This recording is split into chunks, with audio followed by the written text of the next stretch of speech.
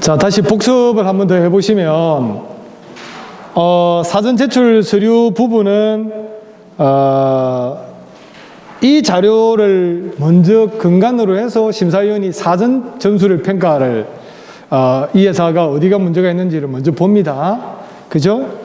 그래서, 요렇게 보는데, 여기 하나가, 여러분들 메모로 하나 하세요. 사전 제출 옆에 여기 공간에다가, 회사 속에서 또는 중장기 사업계획서, 아마 이 편집 과정에서 글자가 하나 빠졌네요. 회사 속에서 또는 중장기 사업계획서. 네. 중장기 사업계획서가 있어야 되고요. 만약에 우리 회사는 회사 속에서가 만약에 없다 이럴 경우는 회사에 리플렛 자료 있죠. 네, 그것도 스캔해서 보내주시면 됩니다. 아시겠죠? 그리고 그마저도 안 되면 회사 소개서를 A4지 한 2페이지 정도라도 작성을 하세요. 알았죠? 그래서 제일 좋은 거는 회사 소개서는 사업계획서는요, 요구하는 기간마다 사업계획서 틀이 조금씩 다 달라요. 아시겠죠? 그러면 은행이나 우리 중소벤처진흥공단에 자금을 지원받기 위해서 갈 때는 우리 사업계획서 뒤에다가 자금 상환 계획서라든지 추정 재무 제표라든지 고용 계획서 3년에서 5년 차까지를 기록을 하고 가는 게 좋겠죠. 그래서 회사 소개서와 중장기 사업 또는 중장기 사업 계획서를 플러스해서 주시기 바랍니다. 아시겠죠? 그리고 나서 현장에 심사위원들이 오시잖아요. 그러면 아까 다시 1교시 복습을 해보면 경영전략, 인사조직, 마케팅, 공정개선, 재무성과 쉽게 표현해서 이 5개 분야를 집중적으로 보는데 현장에 가서 주로 여러분들이 제출해 주신 서류상의 하자가 없으면 주로 많이 보는 게 제 같은 경우는 혹시 우리 회사에 인사평가 고가표 있습니까? 질문을 드려요. 그러니까 아직 우리는 못 만들었는데요. 그렇게 말씀을 해요. 자, 예를 들어서 제가 오전에 심사한 회사도 약 34명 정도의 인원이 있어요. 그러면 여기 계신 대표님들이 학자의 말을 빌리면 보통 한 사람이 관리할 수 있는 인원이 6명 정도 되거든요. 6명. 뭐 개인 능력 따라서 한 7, 8명도 관리할 수 있겠죠? 그거는 대표자님 머릿속에서 관리할 수 있는 한계 역량이고, 그걸 넘어가면 뭐로 가야 된다? 시스템으로 가야 되거든. 그죠? 그래서 우리가 소기업이라 하더라도 인원이 1명, 2명, 3명밖에 없는 기업이라 하더라도 시스템을 요구하는 거죠. 그 시스템이 대표적인 게 인사 쪽에는 인사평가 시스템이 뭐가 있느냐. 그죠? 인사 측정을 어떤 기준표에 하느냐. 여러분, 대기업 같은 경우는요, 자가 진단합니다. 2022년도에 1월 달에 저는 올해 어떠한 업무를 제가 수행하겠습니다. 그리고 나서 6개월 되면 자기 스스로 20, 40, 60, 80, 100점 중에 점수를 매깁니다. 매겨서 직상의자한테 메일로 보냅니다. 보내면 어떻게 돼요? 직상의자가 점수를, 저는 80점을 줬는데 갑자기 A 항목에 제 직상의자 상무님이 60점밖에 안 줬잖아요. 그러면 대기업 인사 시스템은 문자 보냅니다.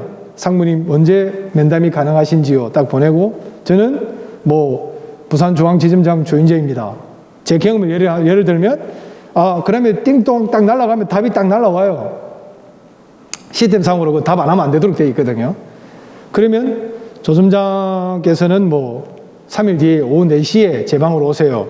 그럼 갈 때 제가 백 자료 딱 들고 갑니다. 제가 왜 근거로 80점을 줬는지에 대한 근거 자료를. 그리고 가서 직상의자하고 상담합니다. 내가 이거 부분을 놓쳤네요. 그러면 직상의자가 인정하면 다시 본인이 80점으로 하든 뭐 100점으로 주든 다시 매기면. 이런 시스템이 너무 잘 돼 있거든요. 대기업은. 그거는 인사부서가 있어가지고 그것만 해서 먹고 사는 부서가 있으니 우리 중소기업 그렇게 못 하거든요. 그래서 현장에 가서는 주로 그런 자료들 보고, 그 다음에 현장에 가서 지금 여러분들이 여기도 지금 남성, 여성이 많이 섞여 있는데 우리가 법정 5대 업무, 법정 6대 업무 있잖아요. 그거 반드시 받아주셔야 됩니다. 대표적인 게 성희롱, 예방교육, 그 다음에 직원들의 주민번호를 만지기 때문에 대표적으로 개인정보와 직장 괴롭힘, 장애인 인식교육, 개성교육, 그 다음에 또 뭐가 있어요? 빠진 게 뭐죠? 기본 5개. 안전보건. 안전보건까지. 그렇게, 이거는 1년 단위로 해야 되고, 사장님 직접 교육하셔도 되고요. 그런데 외부 교육을 하면은 자기들이 와서 금융상품을 좀 소개를 하죠. 예. 그리고 제일 좋은 거는 이제 보건안전 분야에는 인형을 가져와서 심폐소생술을 해주는 업체를 선정하는 게 좋고요. 심폐소생술부터는 다 비워두면 좋으니까요. 자, 이제 다시 돌아와서 아까 플로에서 본사가 제가 아까 예를 들었던 사례가 바로 우리 플로의 피교육생 중에 계시네요. 본사는 광주에 있어요.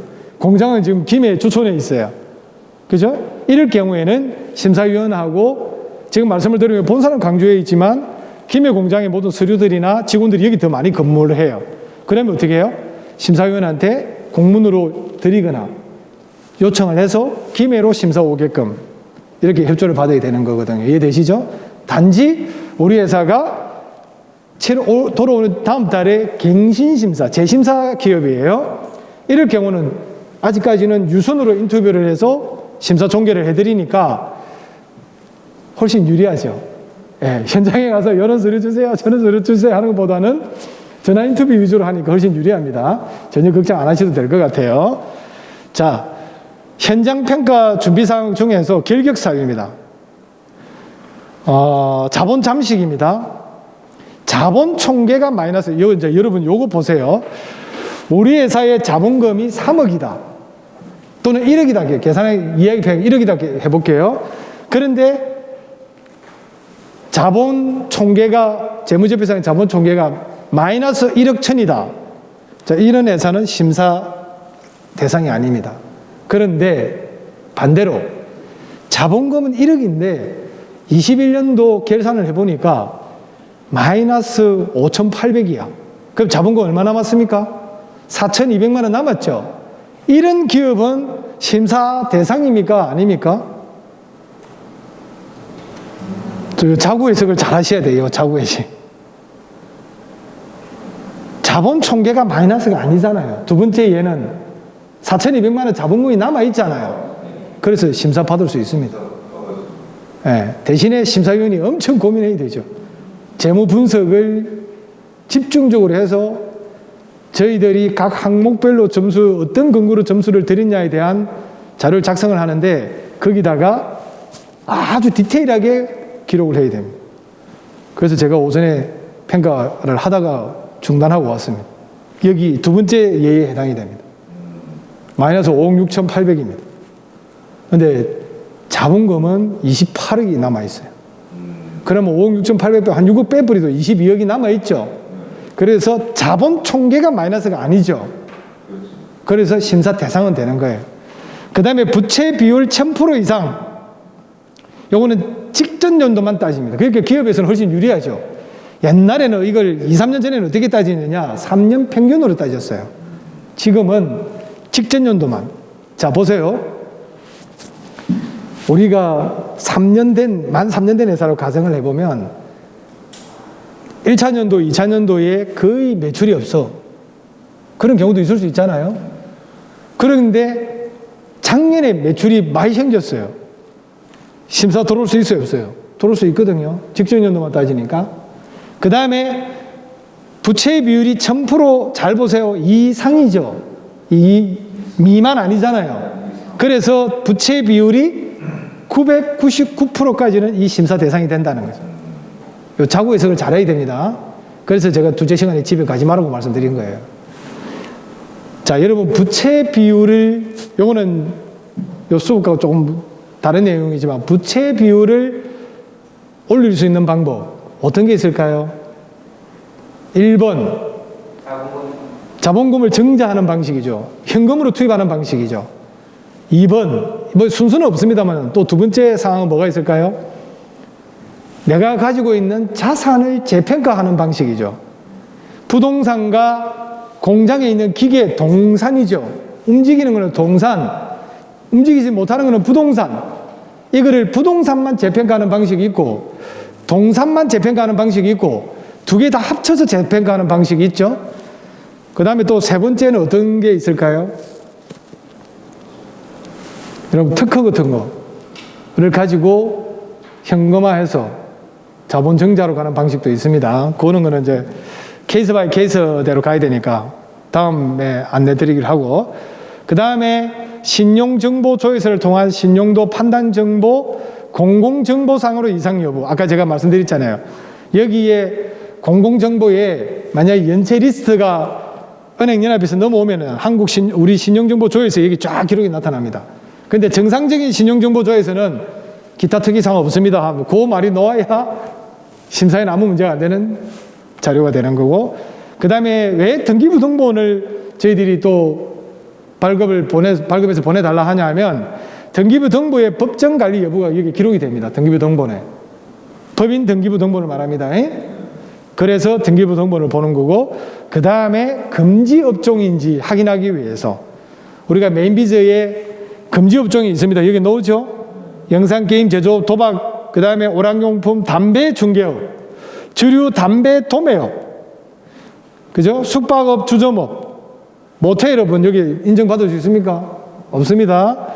게임 소프트웨어 개발, 공급원, 요런 거는 지원 제외 업종이라고 보시면 됩니다. 그 다음에 사업자 등록증, 업력 만 3년 이상, 휴업기간 제외됩니다. 파산 해생 절차 개시, 개인 해상 절차 개시 신청이 있거나 청산에 들어간 기업 또는 개인, 그 다음에 중소기업 다음에 위에 단계가 중견이잖아요. 소기업, 중기업, 중견기업, 대기업이거든요. 그럴 때 중소기업만 이 심사에 들어올 수 있습니다. 창원에는 중견기업으로 넘어간 회사들 많잖아요. 그거 안 가려고 막 중소기업에 남아있으려고 애를 쓰는 기업들도 꽤 많았었거든요. 왜냐하면 여러 가지 혜택에서 메인비즈 보유하고 있다가 메인비즈 보유 안 하면 그런 큰 기업들은 애로사항이 많이 생겨요. 그런 것 때문에 그 다음에 업력 산정 예외 사항입니다. 개인 기업에서 법인으로 전환할 경우 요 4가지 조건이 맞아야 됩니다. 이거는 무슨 말이냐면 여러분들이 지금은 개인 사업자로 했는데 갑자기 매출이 높거나 우리 조정열 대표님처럼 개인 보유 부동산이 많을 걸로 예상이 돼요. 인물도 잘생겼으니까. 보니까 뭐 저기 드론으로 집을 촬영할 정도면은 개인 부동산이 많다는 뜻이겠죠. 이럴 경우에는 개인 사업자로 계시면 내가 보유한 모든 부동산을 합산해서 종합소득세를 내야 되거든요. 그럼 38% 구간에 걸려버리면 거기다가 3.8을 보태면 41.8입니까? 하여튼 이 정도 세금을 내야 되거든요.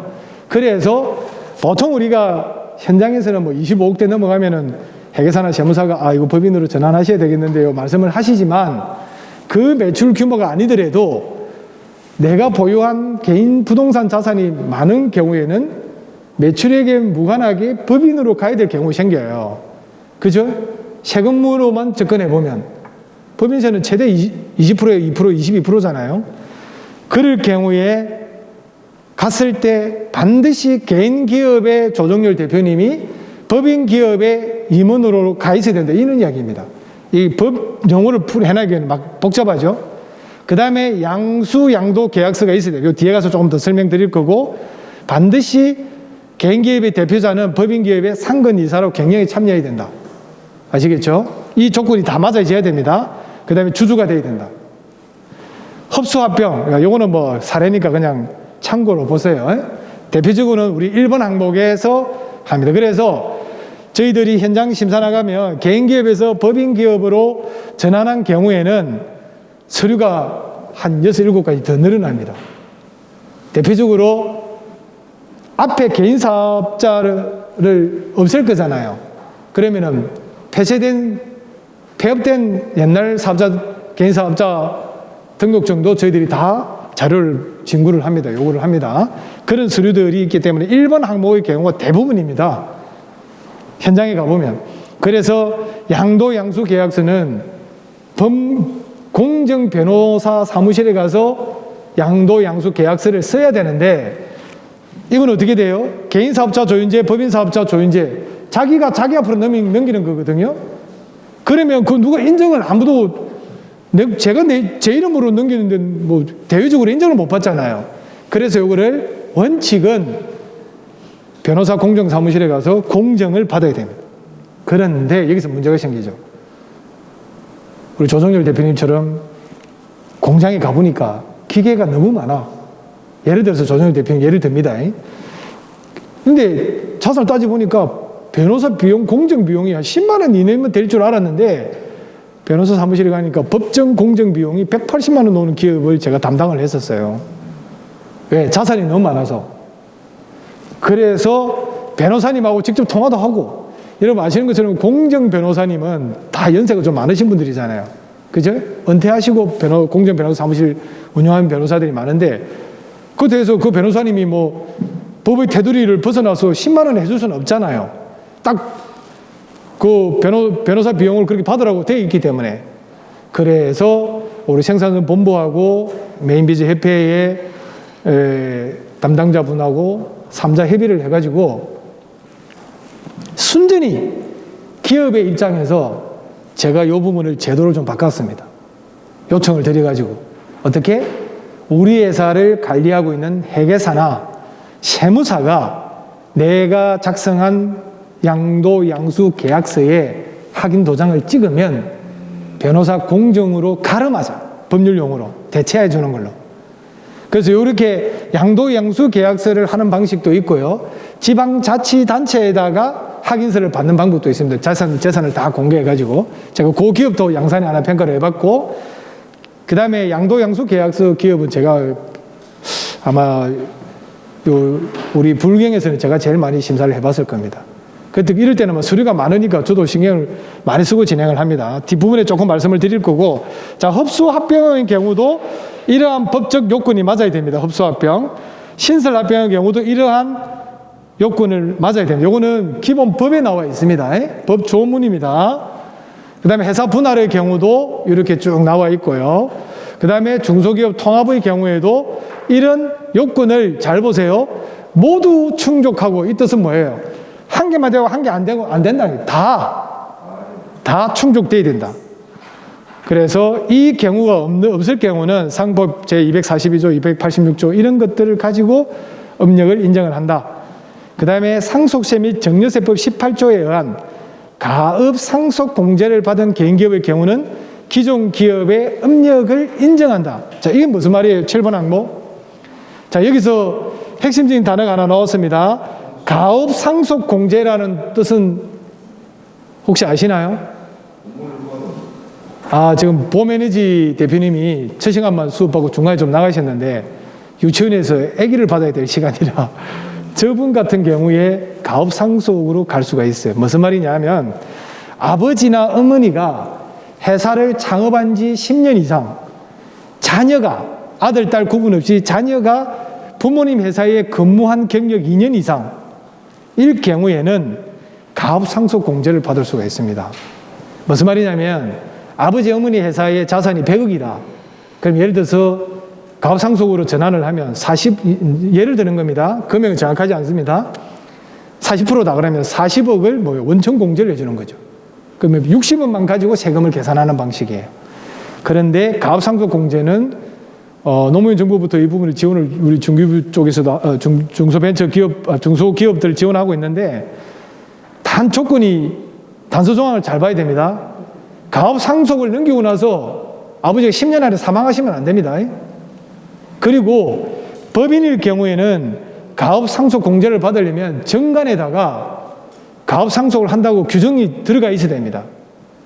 그래서 퇴직 위로금 규정을 별도 조문으로 만들고 보통 한 7개 조문에서 10개 조문 이내로 만들거든요.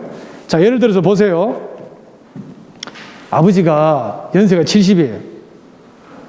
그런데 아들이 회사 다니고 모든 업무를 다 보고 있어요.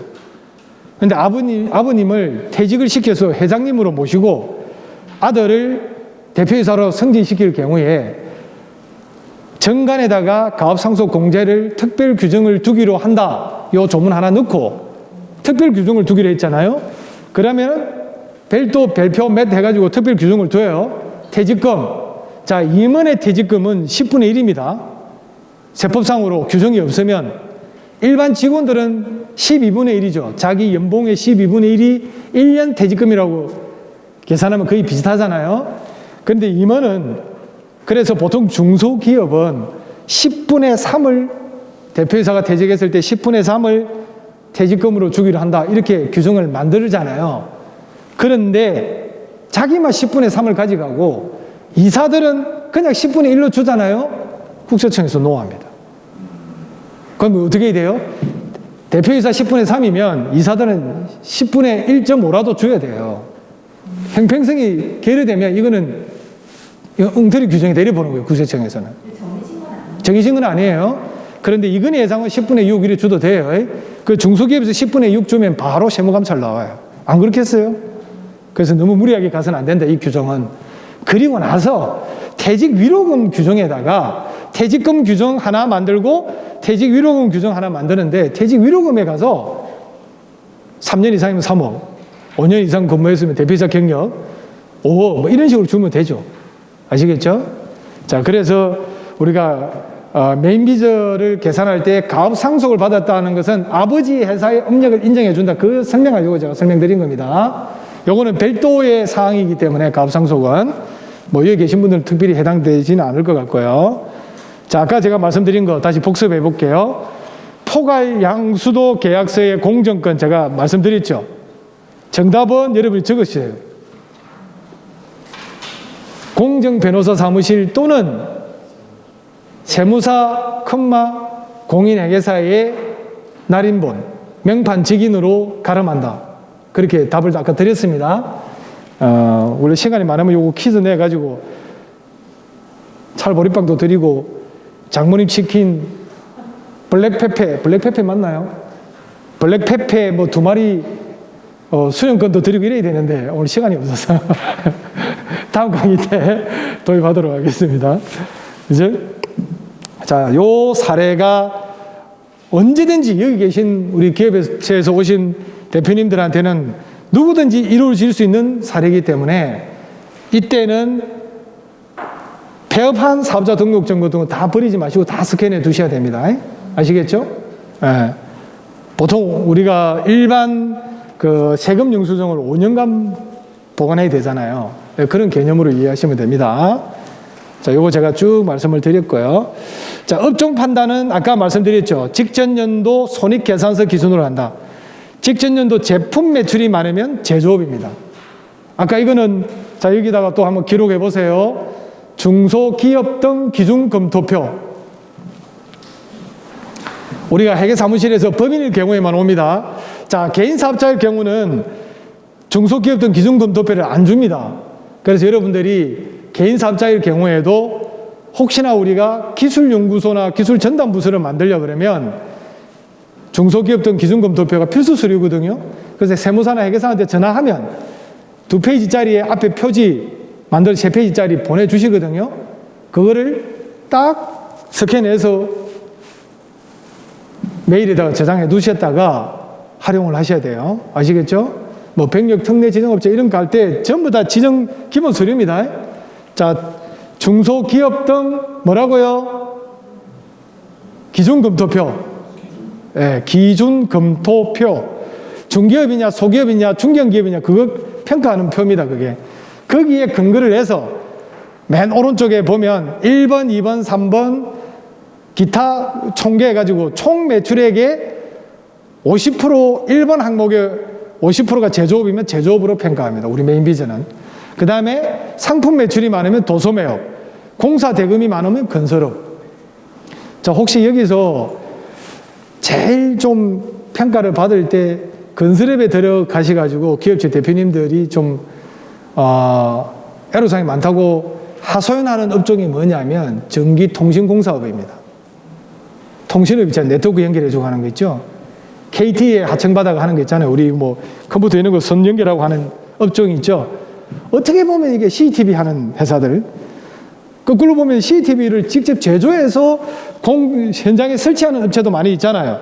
이런 업체들이 제조업으로 평가를 못 받고 어디 평가를 받는다? 건설업으로 평가를 받아요. 그러다 보니까 아마 작년인가 우리나라 한국 산업분류표가 5년마다 개정이 되는데 아마 그쪽 업종에서 많이 요청을 했었지만 산자부에서 아마 통과가 안 된 걸로 알고 있어요. 그래서 그런 업종들도 건설업에 속합니다. 자, 건설업에 속했을 때의 단점이 뭐냐면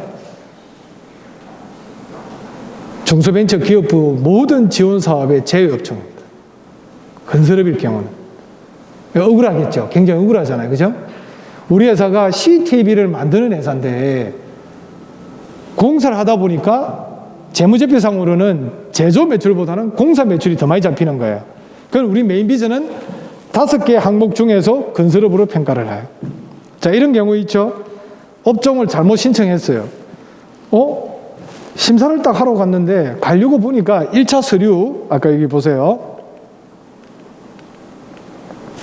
여기 1차 서류에 보니까 재무제표를 보니까 제조업일 경우는 제조 원가 명세서가 나오고 공사업일 경우는 공사 원가 명세서가 나오잖아요.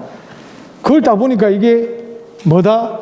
제조업이 아닌 거죠. 그런데 우리 회사에서 담당자가 자가 진단을 할 때 제조업으로 해놓은 거예요.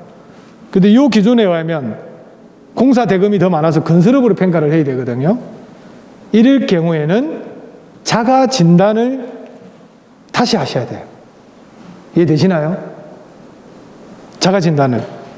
그래서 우리 메인비즈 협회에 전화를 주시면 사업자 등록번호만 불러주시면 다시 화면을 깨끗하게 제로제로로 바꿔드립니다. 여러분이 입력한 자가 점수가 다 없어지도록. 아시겠죠? 그래가지고 재입력을 하고 심사를 받아야 됩니다. 그런데 이제 현장 실사를 딱 나가려고 하는데 아이고 저는 뭐 전산도 잘 못 만지고 우리 직원이 어제부로 퇴사를 했는데 어찌해야 됩니까? 이런 경우 있을 수 있어요, 없어요? 개인 사업자일 경우에 있죠. 예. 네. 그럼 저는 어떻게 대응을 하면 좋을까요? 여러분 입장에서 한번 말씀해 보세요. 저는 어떻게 대응하면 좋을까요? 이때는 우리 협회 지금 세 분이 와 계시는데 안 계신다고 제가 전제하고 말씀드려요. 제가 거꾸로 협회에 제가 부탁을 해요. 자가 진단이 잘못됐는데 어떡하오니까. 그래서 긴급 수혈을 제가 해요. 아시겠죠? 저처럼 마음이 넓은 심사위원을 만나면 가능한 일이지만 원칙은 뭐예요? 가능하다 안 하다? 안 가능한 일이에요. 원칙은 가능하지 않는 일이죠. 그래서 반드시 협회에다가 전화를 해서 자가 진단을 다시 하셔야 돼요. 아시겠죠? 네. 자, 이제 아까 제가 사례 드린 것 중에서 병력 특례 지원이라고 되어 있는데 산업인력 병력 지정업체 요 사이트입니다. work.mma.go.kr 요 화면을 딱 치고 들어가면 요 화면이 떠요. 그죠? 그러면 산업기능제도의 전문 연구 산업기능제도 이런 걸 쭉 한번 보시고 이렇게 신청을 하는데 6월 1일자부터 6월 30일까지 중소벤처기업부에서 전국 중소기업을 대상으로 이 업체 지원서를 받고 있습니다. 접수를 하거든요. 지금 아마 경남중기청 여러분 홈페이지 한번 들어가 보시면 언제부터 접수한다고 뜰 거예요. 요거 이제 할 때 메인비즈의 역할을 한번 보죠. 예. 자, 일자리 고용 증가 10점 뭐 쭉 있죠. 일자리가 성과 공유가 쭉 있는데 경영 및 기술 혁신은 뭐다? 여기 보면 우리가 메인비즈 기업은 4점을 주죠. 4점. 맞죠? 네, 4점을 플러스 점수를 받는다. 이렇게 보시면 됩니다. 만약에 이제 회사는 각각의 인정들이 너무 많으니까 이런 걸 갖고 있으면은 뭐 이렇게 점수를 많이 받는 거죠. 건당 2점씩 해서. 우리 회사가 이렇게 받을 수 있는 이런 쪽으로 갈 수 있는 회사인지 한번 보시고요. 우리 회사가 5명 이상의 직원이 있는 회사 같으면 여러분 가능하면 청년 내일 채용 공제를 통해서 중소기업의 인력이 유출되지 않도록 했으면 더 좋겠고요. 본연 2년은 그냥 이동하지 않으니까요. 그 다음에 병력 특례 지정업체도 가면 1년은 이동하지 않거든요. 의무 복무를 해야 됩니다. 그 회사에 초기 1년은. 요걸 이제 가점이 있고요. 요거는 도소매 입찰지 가산점 예시입니다. 제가 요 강의 자료 만들 때 우리 위 대표님 여기 오셨는데 위 대표님한테 부탁을 드렸어요. 우리 위 대표님 회사의 실제 사례입니다. 실제 사례. 보세요. 여성 기업일 때 0.5점 받죠. 그죠? 근데 여기에 메인 비즈가 있으면 제조 입찰은 10억 이상 매출이면 최대 2.5점이라 그랬고 이렇게 돼 있죠. 대표님 요때 점수 가산점 몇 점이었어요? 우리 업종에서 0.5점일 거예요 아마. 예. 그래서 이 신인도 점수가 있느냐 없느냐에 따라서 엄청나게 입찰에서 승패가 좌지우지됩니다. 자, 여러분 그러면 업력 3년 이상이면 메인 비즈 시스템 구축을 입찰하는 기업 같으면 무조건 해야 됩니까? 안 해야 됩니까? 네. 무조건 해야 되겠죠. 그죠? 예. 네. 자, 보세요. 중소기업의 지원 제도가 수천 가지에 이릅니다. 그럼에도 불구하고 우리나라의 중소기업 대표님 기준으로 이런 지원 제도가 다양하게 있다는 걸 아시는 분이 채 30%가 안 됩니다. 그래서 저도 대상이지만 저도 뭐 이번 달에 창원 문성대학의 이동 상담도 나갑니다만은 KBS에 일요일 되면은 출장 감정하죠. 그 시스템을 본던 것 같아요. 우리 중소벤처기업부에서 수년 전부터 이동 상담을 나가서 전문가들이 파견 나가서 거기 근처에 있는 입주 기업들이 상담 오도록 중소기업청까지 창원까지 오기가 불편한 저 김해, 산청, 함양, 그 다음에 양산도 저 덕계 같은 소수리는 바로 울산 바로 밑에거든요. 중기층까지 올라오면은 뭐 하루 왔다 갔다 하면 하루가 소진되잖아요. 그래서 전문가들을 보내서 현지에 보내서 이동 상담을 해서도 지원을 하고 있습니다. 그 정도로 우리 중소기업의 지원 제도들이 수천 가지가 있습니다. 아시겠죠? 예, 그래서 메인 비저도 인정을 보유한 기업은 많은 혜택을 볼 수가 있다. 그래서 중기부에서 인정하는 것만 해도 충분하게 기업을 운영하는 데는 애로사항이 없다. 자, 보세요. 자, 그러면 우리 회사는 강사님 지금 업력이 1년도 안 됐는데 메인 비저는 대상이 아니고 기다려야 되고 그럼 뭐 하면 됩니까? 하면은 기술연구소 또는 한 명으로 투입하는 기술전담부서 그 다음에 여기 계신 여성 대표님들은 여성기업 인정 뭐 이런 것들을 가지고 메인 비저 인정 받기 전까지 그죠? 그 다음에 우리는 뭐 특허를 많이 보유하고 있다. 그럴 경우도 해당이 되는 거고요. 그렇죠. 오늘 제가 요즘 근래 신사나간 회사들이 특허를 많이 보유한 기업들이 많아요. 그러면은 국가에 내는 세금도 굉장히 많이 들어가거든요. 그런 걸 또 특허청에서 지원하는 인정제도들이 있거든요.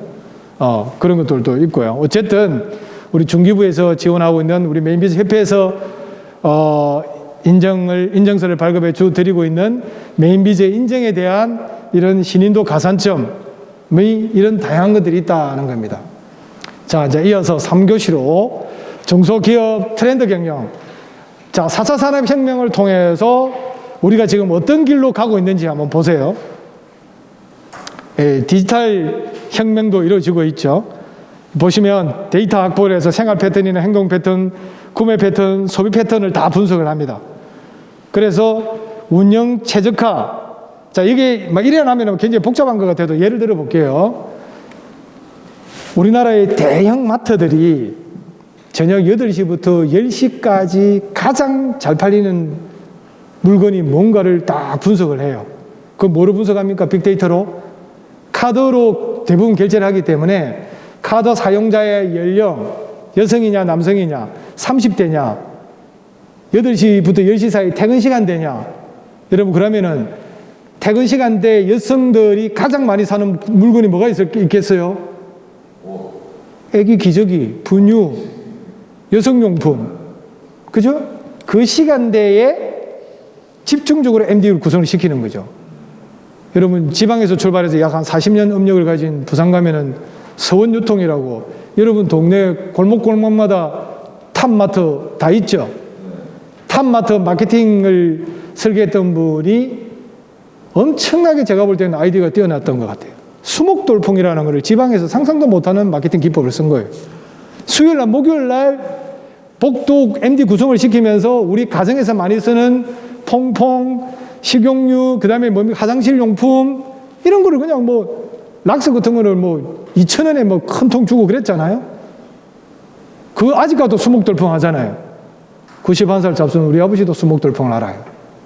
그 정도로 썼던 거죠. 그게 일종의, 지금은 전부 다 대형마트들이 이 데이터 확보를 가지고, 빅데이터를 가지고 다 작업을 하고 있는 거죠. 그 다음에 데이터 분석을 통해서 데이터 중심의 사업 모델을 만드는 거죠. 클라우드 컴퓨팅하고 빅데이터 분석하고 인공지능 쓰고요. 지금 여러분들이 은행 금융권에도 제가 이번에 농협에 신용대출을 연장을 하는데 현장에 안 가도 되더라고요. 어떻게 해요? AI 상담원이 전화 한 통으로 자기가 알아서 다 정리해줘요. 그러니까 심사 다 되고 연장 승인 났습니다. 연장 통보까지 AI 상담원이 다 해주더라고요. 그게 전부 다 이런 기술이죠. 그 다음에 이제 로봇, 현장에 가면 대부분 로봇으로 지금 다 진행을 하잖아요. 그죠? 지금 이번에 선거권에서 많이 하도가 됐는데, 공항 이전 부분에, 여러분, 4차 산업혁명에서 저 개인적인 사견입니다. 어제 선거 끝났으니까 정치 이야기 하는 거 아닙니다. 오해 마시고. 별로 의미 없다고 봐요. 뭔지 아시죠? UAM이라고 들어보셨나요? 도시 기반, 어반. 경비행기도 아닌 것이, 드론도 아닌 것이 그 중간 단계. 아마 우리나라에 2025년, 28년 되면 상용화 될 겁니다. 현대자동차가 지금 열심히 만들고 있습니다. 김포공항에서 인천공항 20분 만에 날아갑니다. 그 다음에 만두시켜서 우리 여기 있는 두산인프라코어, 두산그룹이 그쪽에 수소 배터리 이런 쪽에 다 지금 집중하고 있잖아요. 그래서 뭐예요? 2024년 되면 불과 2년 뒤에 우리 아파트, 여러분 사시는 아파트 위에 드론 택시가 도착한다고요. 그거는 드론 택시고, 그거보다 높은 단계가 UAM. 아마 벤틀리 정도 가격은 하지 않을까. 2억 한 5천 대 이상. 이거는 제 사견이기 때문에 가격은 달라질 수 있습니다. 그렇게 되면 수도권의 교통체증, 여러분들이 사업하는데 이런 것들 별 문제가 안 될 것 같아요. 그게 4차 산업의 혁명입니다. 그래서 많은 패러다임이 바뀌고 있고 데이터에 기반한 지속가능 경영이 필요한 시기에 우리가 살고 있다 하는 말씀을 드리고, 중소기업의 CSR 지원 플랫폼이라고 있거든요. 기업의 사회적 책임 경영에 대해서도 지속가능한 회사냐, 30년을 넘어서 100년을 가는 회사냐. 우리 중기부에서 보면은 100년 가게라는 것도 있습니다. 우리 장모님 치킨의 전무님하고 지금 연구소장이 모셨는데, 이 장모님 치킨이 100년 가게 인정을 받았습니다. 이 회사는 100년을 유지할 수 있는 기업이다. 그래서 이 지속 가능 경영이 가능한 회사냐, 기업의 사회적 책임 활동, 아까 우리 신뢰 문화 해가지고 점수 매기는 항목이 있죠. 우리 회사가 기부를 하는 회사냐 안 하는 회사냐. 그래서 중소기업도 CSR 운동을 집중화시켜야 된다는 이야기고요. 이 CSR을 넘어서 이제는 ESG 경영으로 넘어오고 있어요. 플랫폼 기업 진화하는 AI만큼 사회적 책임 돌아오며 개발해야 된다. 이런 것들이고요. 혹시 이제 아까 여기 김에서도 오신 우리 기업체에서 오신 분이 계시는데, 네이버의 데이터베이스가 김해 시청 앞에 들어옵니다. 네이버의 정보 처리하는데. 그래서 앞으로 불경 메가시티가 되면 통합청사가 김해로 들어올 가능성이 크고요. 이미 김해 쪽에는 KTX가 상동 쪽으로 연결되죠. 그러니까 상당 수준으로 변화가 오고 있다 하는 부분이고, 그 변화 단계의 핵심 경영 화두는 ESG 경영이다. 아까 제가 서두에 말씀드린 것처럼 지금 ESG 경영을 가장 많이 하고 있는 국가기관들이 상공회의소, 얼마 전에 며칠 전에 제가 창원 상공회의소 경제 포럼에 다녀왔거든요. 거기서 ESG 경영에 대해서 포럼을 하더라고요. 그래서 ESG 경영에 대해서 조금 말씀을 드리면, 기업이 지금 전 세계적으로 ESG 지속 가능한 회사냐를 평가하는 데 있어서 평가 기관들이 굉장히 많습니다. 이렇게 유엔프리도 있고요. 그 다음에 뭐 S&P, 피치, 무디스 같은 신용평가 회사들도 평가를 하고 있고, 이쪽에 보면 GRI도 있고요. 그 다음에 RBA라는 회사도 에코바디스도 있고, 그냥 듣기만 들으세요, 편안하게. 그 다음에 국제표준은 ISO, 아까 우리 대표님 지금 ISO 9001을 인정을 받고 있다 그러는데, 그 다음에 뭐 UN, 이런 식으로, 자, 우리 회사가 수출을 독일로 하는 회사다. 그러면 독일에서 요구한 ESG 경영 보고서가 우리 회사 홈페이지에 탑재되어 있는 회사냐? 이걸 다 평가하는 거죠. 그게 안 돼 있으면 독일에서 아예 우리 회사 제품을 수입을 안 합니다. 자, 저는 개인 사업자인데 ESG 경영을 어떻게 보고서를 탑재합니까? 이럴 때는 이제 국가의 좀 지원을 받아서 우리 창호산업진흥원이나 또 경남테크노파크나 이런 쪽에서 지원 사업들이 있거든요. 이렇게 가는 거죠. 예, 컨설팅 서비스를 제공받아가지고 컨설팅 기관을 통해서 대표적으로 KPC, 이건 한국생산본부를 말합니다. 한국생산본부도 ESG 컨설팅을 하고 있거든요. 딜로이트, 그 다음에 KPMG라는 회계 전문회사, 그 다음에 로펌의 김현장, 태평양, 세종, 광장, 뭐 이런 회사들, 평가사, 그 다음에 대신경제연구소 등 이런 컨설팅 기관의 컨설팅 서비스를 받아서 지속가능 경영 보고서가 우리 회사의 홈페이지에 또는 회사에 탑재가 되어 있어야 되는 시대가 왔다 하는 거고, 2025년까지 우리나라의 매출 2조 이상,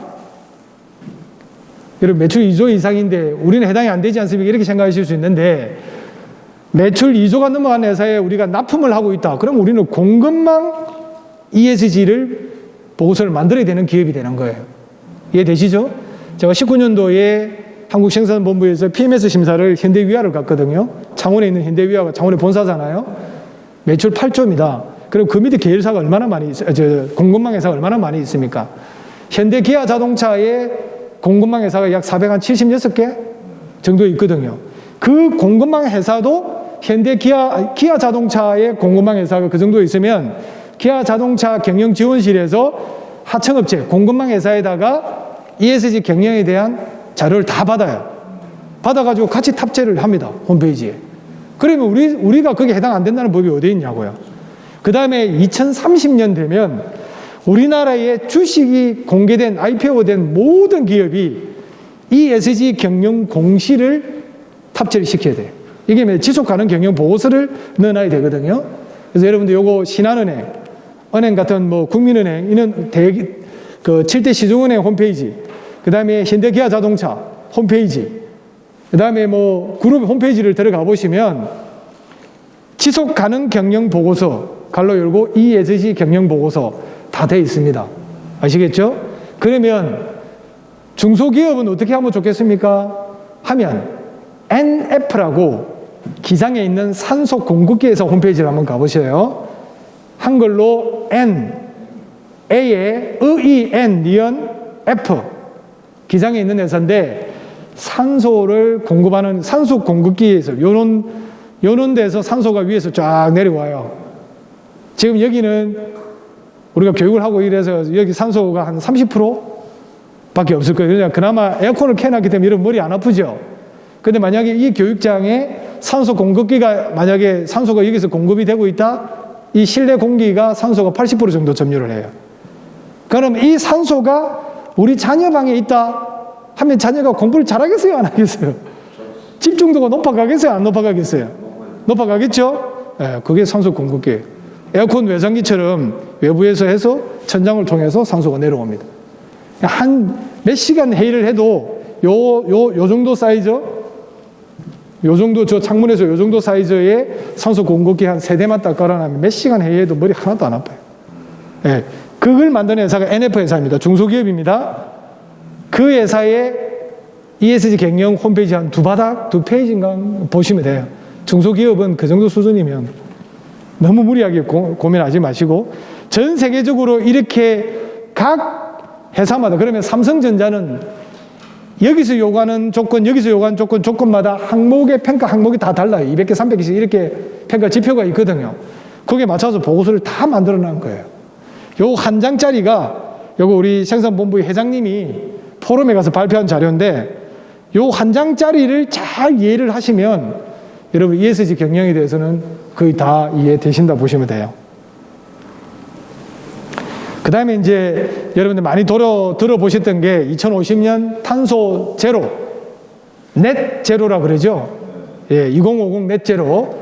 그래서 앞으로 여러분들이 사업을 계속 확장시켜 나가는 과정에서 탄소가 발생되는 사업은 해야 된다, 하지 말아야 된다? 하지 말아야 된다 이 말입니다. 아시겠죠? 설정된 감축 목표에 따라서 그래서 앞에 정부에서도 이거를 뭐 2030년까지 40%를 저감하겠다 뭐 이렇게 발표를 했잖아요. 그 다음에 공급망 ESG 관리 요구가 확산된다. 대기업이 하청업체들한테 이 부분에 대해서 많이 해라 하는 거죠. 나중에 뭐 마지막 그림에 놓습니다. 왜 이게 필요한지.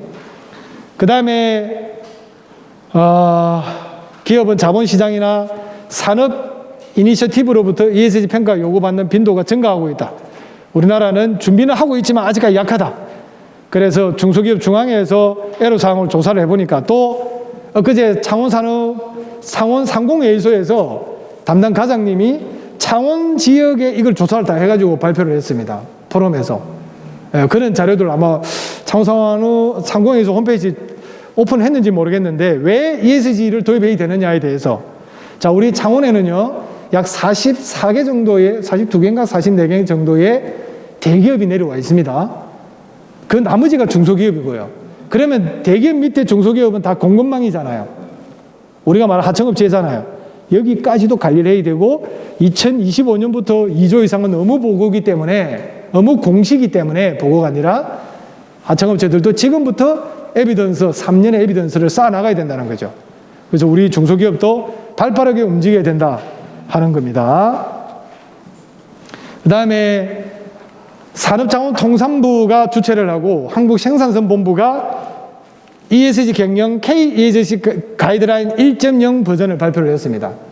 이거는 주로 대기업, 중견기업에 좀 가깝게 발표가 됐고 올 9월 달에 중소, 중견기업용 ESG 가이드라인이 버전 2가 나올 겁니다. 그때 아마 여러분들이 참고로 좀 하시면 될 것 같고요. 그래서 요거는 이제 참고로만 여러분한테 드리려고 부산에서 강의할 때는 이 자료를 안 드렸는데 이번에 조금 더 여러분한테 보강을 드렸습니다. 참고로 보시면 되겠고요. 기업이 스스로 ESG 경영을 추진할 수 있도록 가이드라인으로 구성이 되어 있는데 61개 진단 항목이고요. 그 다음에 경영 준비는 27개 범주를 관리하는 부서부터 지정해서 준비를 해야 된다 하는 거고요. 여러분들이 여기에 제가 자료 원천 표시해놨죠. 이투데이의 ESG 포럼 유튜브에 이렇게 치면은요. 지금 제가 말씀드린 거는 우리 한국생산본부 회장님 강의 자료고 이거 말고도 유튜브에 4편 총 5편이 있습니다. 그 다음에 오늘 지금 법무법인 담륜에서 지금 우리 강의 내용을 촬영을 하고 있는데 여러분들이 유튜브에 법무법인 담륜에 들어가면 제가 촬영한 ESG 경영에 대한 유튜브 방송이 있습니다. 그런 것도 참고로 하시고요. 중소기업이지만 이제 여러분들이 창업을 뭐 작년에 하셨건 올해 하셨건 아니면 예비 창업자이건 간에 모든 경영의 하두는 3년 딱 되면 내가 메인 비즈를 인정을 딱 받아서 베이스를 깔고 나머지는 다 ESG 경영에 포커스를 맞춰서 가야 되겠구나 하는 거를 여러분들이 사업계획서 같은 거 작성하실 때 반드시 ESG 경영에 대한 그것도 한두 페이지를 넣어두시기를 요청드리는 거고 만약에 여러분들이 ESG 경영에 대해서 우리 회사는 아직까지 ESG 경영까지는 지원받아야 될 회사 규모가 아니다 하면 아까 제가 보여드렸던 이 화면 보세요. 이게 뭐냐면 CSR입니다. 우리 생산본부에서 나흘에 전문가가 나가서 지원해주는 제도가 있습니다. CSR, ESG에 대한 컨설팅 지원 제도가 있고 이것도 트렌드로 활용을 하시면 됩니다. 대신에 기업체 부담은 없습니다. 예. 그래서 드려야 될 말씀이 많지만은 제가 빠른 속도로 달려왔는데 시간상으로 이제 마무리하겠습니다. 자, ESG의 제왕 우리 제 큰형님입니다. 큰형님. 제가 우리 집안이 얼마나 대단하냐 하면은요. 이 강의상을 또 총괄 지원해 주신 우리 창업산업진흥원의 조정원 팀장도 제 집안인데 우리 미국 대통령이 지금 우리 큰형님이 대통령 하고 있잖아요. 조 바이든 아닙니까? 조시 아닙니까?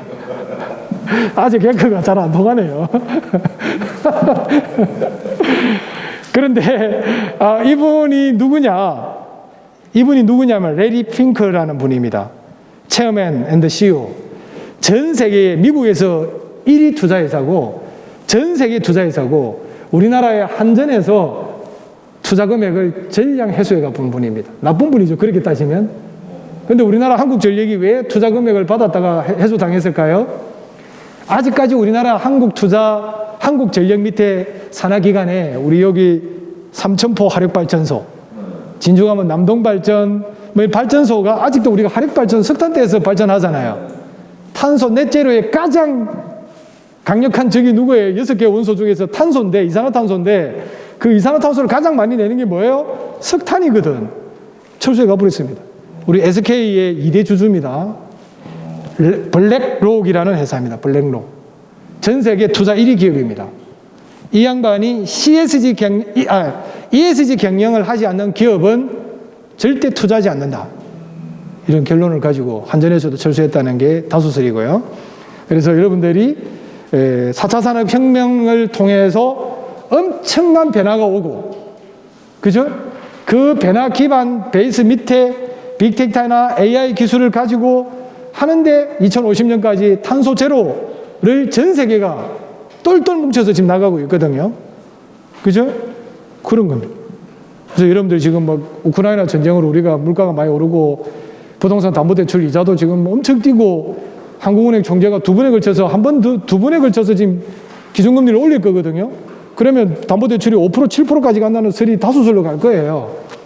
그죠?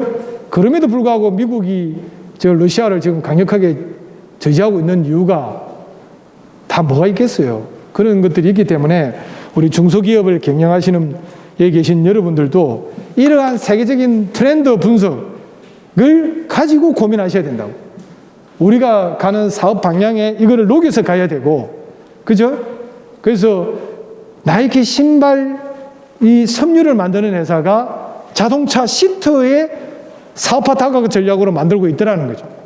현장 가보면. 그렇죠? 그래서 우리 메인비저의 직전 연도의 신제품 매출 비율은 몇 프로입니까? 따지는 항목이 있어요.